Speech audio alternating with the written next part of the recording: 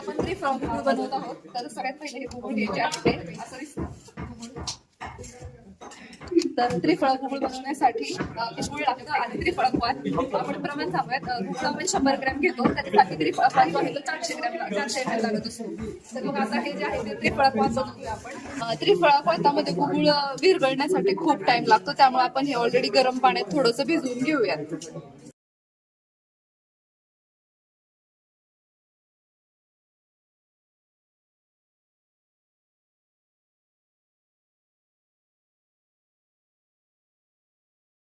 पटकर. Now it's ready.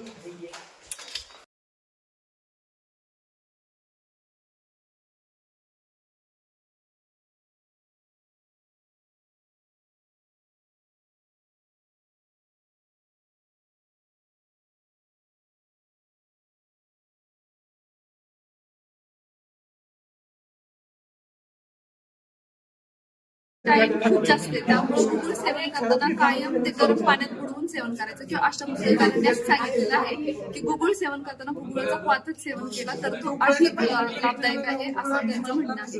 त्यामुळे गुळ आपण 2 पेशंटमध्ये असं केलं की एकाला फक्त गुळची टॅबलेट दिली, दुसऱ्याला जर गुळाचा क्वाथ चूर्ण करून जर खायला दिलं तर ती टॅबलेट जी आहे ती एवढी इफेक्टिव्ह नाही जेवढं गुळाचा क्वाथ आणि सेवन करताना ते येतं.